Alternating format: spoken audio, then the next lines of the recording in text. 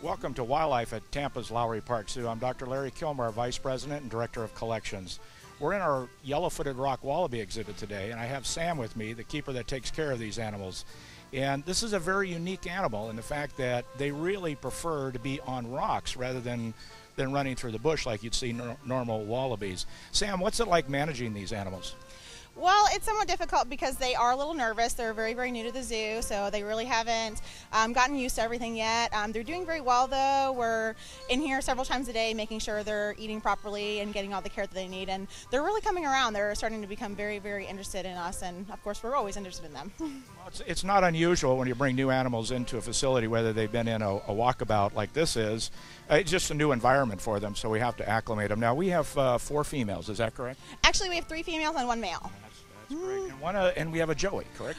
We are hoping that we do have a joey. We saw some signs of breeding, and then about a month after that, we saw signs that maybe the mom had given birth. When the joeys are actually first born, they're only the size of a bumblebee, and they crawl up into the mom's pouch, is where they do a lot of their development. So right now, it's really hard for us to tell, but we're going to be checking her pouch here pretty soon to see if we do in fact have a joey.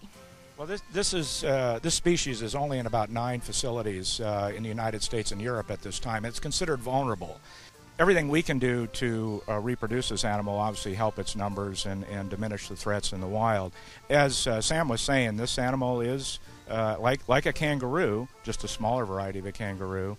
The joey, the young animal, grows up in the pouch, and you oftentimes see, as the joeys grow up, you'll see their head pop out until they're several months of age, where then they start to wander out of the pouch more and more often. And we're very pleased to have this animal, again, because of its vulnerability. We think we can do a lot with it in this environment. They actually live in very much the same kind of climate in Australia that we have here. Now, what's really interesting is, as I said in the beginning, these animals like to live in rocks, and they actually move quite well. Sam, what have you seen in this exhibit as far as their mobility? It's pretty outstanding. When they first came in, we actually kind of had to corral them into our night house area where we could get a sample from them and make sure they were doing okay, since they actually hopped out of our quarantine area. So we were kind of forced to move them into the exhibit a little earlier. And it actually took 3 of us to move this tiny little wallaby into their holding. So they're pretty amazing. They're very agile. They would have no problem jumping up and over the rock structures that we have here in the yard.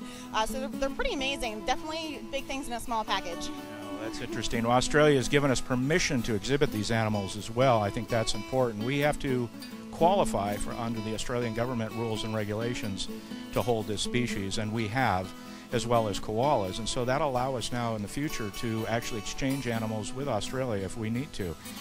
Sam, what does this animal eat here on a daily basis? Here, well, you can see throughout the yard, they have lots of grass. Out in the wild, a lot of their diet would be grasses. Actually, they've been introduced into some areas in England to cut grass back, which is pretty crazy. So they definitely chow down on the grass here. They also get a special type of grain that's designed for herbivores, so animals that would eat plants out in the wild.